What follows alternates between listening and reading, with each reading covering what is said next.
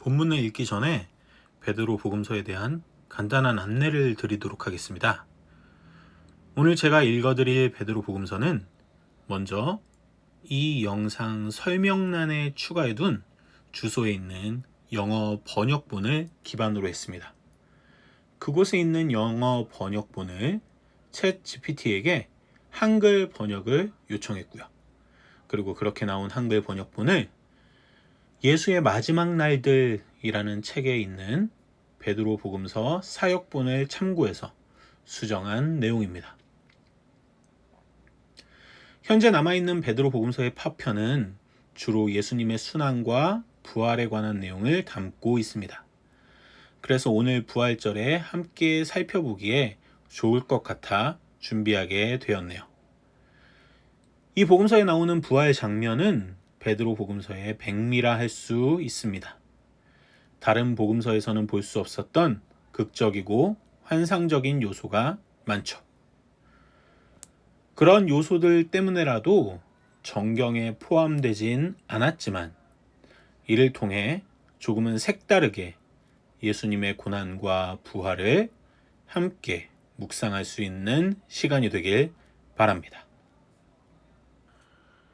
그러나 유대인들 중 누구도 손을 씻지 않았고 헤롯도 그 어떤 재판관도 그러지 않았다. 그들이 손 씻기를 거부하자 빌라도는 일어섰다. 그때 헤롯 왕이 주님을 넘기라 명하며 말하였다. 내가 너희에게 그에게 하라고 명한 모든 것을 행하라. 그때 그 자리에 있었던 요셉은 빌라도와 주님의 친구였는데 그들이 예수를 십자가에 못 박으려 한다는 것을 알고 빌라도에게 가서 주님의 시신을 장례 지내기 위해 요청했다. 빌라도는 헤롯에게 사람을 보내 그 시신을 요구했고 헤롯은 말하였다. 빌라도 형제여, 아무도 그에 대해 요청하지 않았더라도 우리는 장례를 치르려고 했소. 특히 안식일이 가까워지고 있으니 말이오. 율법에는 처형된 자의 시신이 해지도록 내버려져선 안 된다고 되어 있지 않소. 그리하여 그는 무교절 전날 곧 그들의 절기에 예수를 백성에게 넘겼다. 그들은 주님을 붙잡고 달리면서 몰아세우며 말하였다. 하나님의 아들을 끌고 가자. 우리가 그에 대한 권세를 얻었노라. 그리고 그들은 그에게 자주색 옷을 입히고 심판석에 앉히며 조롱하였다. 공의롭게 심판하라. 이스라엘의 왕이여. 그들 중 하나는 가시관을 가져와 주님의 머리에 씌웠다. 다른 이들은 그의 눈에 침을 뱉었고 또 다른 이들은 그의 뺨을 때렸으며 어떤 이들은 갈대로 찔렀고 어떤 이들은 채찍질하며 말하였다. 이 영광으로 하나님의 아들을 영광스럽게 하자. 그들은 2명의 범죄자를 데려와 주님을 그들 사이에 두고 십자가에 못 박았다. 그러나 예수는 마치 고통이 없는 것처럼 침묵하셨다. 그들이 십자가를 세우자 이 사람은 이스라엘의 왕이다 라는 명패가 붙여졌다. 그들은 주님의 옷을 그의 앞에 두고 나눠 가지기 위해 제비를 뽑았다. 범죄자 중 하나가 그들을 꾸짖어 말하였다. 우리는 우리가 저지른 악 때문에 이런 벌을 받는 것이지만 인류의 구원자가 되신 이 사람은 너희에게 무슨 악을 행했단 말인가? 이에 그들은 그에게 분노하여 그의 다리를 꺾지 말고 고통 속에서 죽게 하라고 명하였다. 정오가 되었을 때 유대 전역에 어둠이 덮였다. 그들은 예수가 아직 살아있는 동안 해가 져버렸다고 여겨 당황하고 근심하였다. 이는 율법에 따라 처형된 자의 시신 위에 해가 지면 안 된다고 되어 있기 때문이다. 그들 중 한 명이 말하였다. 그에게 쓸개를 식초에 섞어 마시게 하자. 그들은 그것을 섞어 예수께 마시게 했다. 그래야 그들은 모든 것을 성취하고 그들 자신의 머리에 죄를 끝까지 쌓았다. 많은 이들이 밤이 된 줄 알고 등불을 들고 다녔고 쓰러졌다. 주님께서 큰 소리로 외치셨다. 나의 힘이여, 나의 힘이여, 나를 떠나셨습니다. 그가 이 말을 하시자 그는 들려 올라가셨다. 바로 그 시각 예루살렘 성전의 휘장이 둘로 찢어졌다. 그 후 그들은 주님의 손에서 못을 뽑아 시신을 땅에 내려놓았고 온 땅이 진동하며 큰 두려움이 임하였다. 그제야 해가 비치기 시작했고 그 시각은 제9시였다. 유대인들은 기뻐하며 그의 시신을 요셉에게 넘겼다. 이는 요셉이 예수께서 행하신 선한 일을 보았기 때문이다. 요셉은 주님의 시신을 받아 씻기고 세마포로 감싸고 자신이 소유한 요셉의 정원이라 불리는 무덤에 안치하였다. 그러나 유대인들과 장로들과 제사장들은 자신들이 저지른 악을 깨닫고 슬퍼하며 말하였다. 우리 죄로 인한 화로다. 심판이 가까이 왔으며 예루살렘의 끝이 임하였도다. 나는 동료들과 함께 마음의 상처를 입고 깊이 슬퍼하며 숨었다. 그들은 우리를 범죄자처럼 찾고 있었고 우리가 성전을 불태우려 했다고 의심하였다. 이 모든 일 가운데 우리는 금식하며 안식일까지 밤낮으로 슬퍼하고 울었다. 그 시각 온 백성이 수군대며 가슴을 치면서 말했다. 그의 죽음으로 이 엄청난 징표들이 일어났으니 그가 얼마나 의로웠는지 깨달으시오.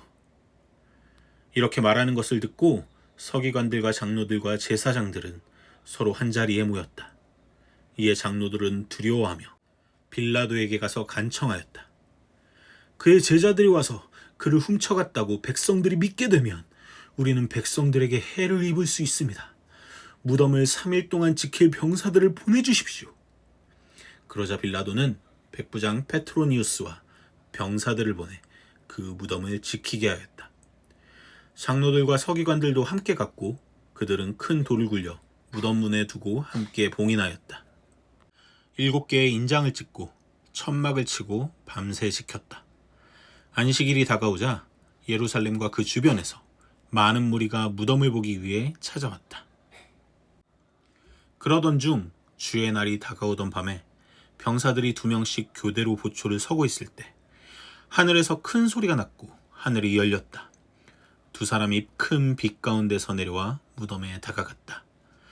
무덤 문에 놓인 돌이 스스로 굴러 일부 열렸고 2 젊은이는 그 안으로 들어갔다. 그것을 본 병사들은 백부장과 장로들을 깨웠다. 그들 역시 무덤 가까이서 지키고 있었다. 그들이 본 것을 전하는 동안 다시금 3사람이 무덤에서 나오는 것을 보았다. 2사람이 한 사람을 부축하고 있었고 십자가가 그들 뒤를 따랐다. 그중 2사람의 머리는 하늘에 닿았고 그 가운데 있는 이의 머리는 하늘을 넘었다. 그리고 하늘에서 소리가 들렸다. 그가 자는 자들에게 전하였도다. 십자가에서도 응답이 들렸다. 그러하도다. 그들은 서로 의논하며 이 사실을 빌라도에게 알릴지 말지를 고민하였다. 그들이 아직 상의 중일 때 다시 하늘이 열리고 어떤 사람이 내려와 무덤 안으로 들어가는 것이 보였다. 백부장과 그와 함께 있던 이들이 이것을 보고 급히 밤중에 빌라도에게 가서 자신들이 본 모든 것을 알리며 심히 괴로워하며 말하였다. 참으로 그는 하나님의 아들이었도다. 빌라도는 대답하였다. 나는 하나님의 아들의 피에 대해 죄가 없노라. 그러나 너희가 그 일을 결정하였다. 이에 그들은 모두 가까이 나와 빌라도에게 간청하며 백부장과 병사들에게 자신들이 본 것을 말하지 말라고 명령해달라 하였다. 그들은 말하였다. 우리는 차라리 하나님 앞에서 가장 큰 죄를 범할지언정 유대 백성의 손에 들어가 돌에 맞아 죽는 것을 원치 않습니다. 이에 빌라도는 백부장과 병사들에게 아무 말도 하지 말라고 명령하였다. 주의 날 새벽 주님의 제자 중 한 사람인 막달라 마리아는 유대인들의 분노를 두려워하여 장례를 위한 여인들의 관례를 행하지 못한 것을 마음에 두고 있었다. 그래서 그녀는 친구들과 함께 주님의 무덤을 찾았다. 그들은 유대인들이 자신들을 볼까 두려워하며 서로 말하였다. 그가 십자가에 달리던 날 우리는 울지도 슬퍼하지도 못했지만 이제는 무덤 곁에서 그 일을 하자. 하지만 누가 무덤 문 앞에 큰 돌을 굴려줄까? 들어가 그 곁에 앉아 애도하고 싶지만 누가 우리를 보게 될까 두렵구나. 만일 들어갈 수 없다면 그저 우리가 가져온 향품을 무덤 앞에 두고 울며 집으로 돌아가자. 그들이 가서 무덤이 열려 있는 것을 발견하고 가까이 가서 들여다보니 그 안에 한 청년이 앉아 있었다. 그는 아름다웠고 매우 밝은 옷을 입고 있었다. 청년이 그들에게 말했다. 어찌하여 오셨나요? 누구를 찾고 계신가요? 십자가에 못 박히신 그분인가요? 그는 살아나셨고 여기에 계시지 않습니다. 믿지 못하겠거든 들어가 보세요. 여기 그분이 누우셨던 자리가 있으니 그는 여기에 계시지 않습니다. 그는 자신이 보냄을 받은 곳으로 가셨습니다. 그 말을 듣고 여인들은 두려워 달아났다. 그때는 무교절의 마지막 날이었고 많은 사람들이 명절이 끝나 집으로 돌아가고 있었다. 그러나 우리 주님의 12 제자는 울고 몹시 슬퍼하였다. 각자는 마음이 괴로워 자신들의 집으로 흩어졌다. 그러나 나 시몬 베드로와 내 형제 안드레는 그물들을 가지고 바다로 갔으며 우리와 함께 알페오의 아들 레위도 있었다. 주님께서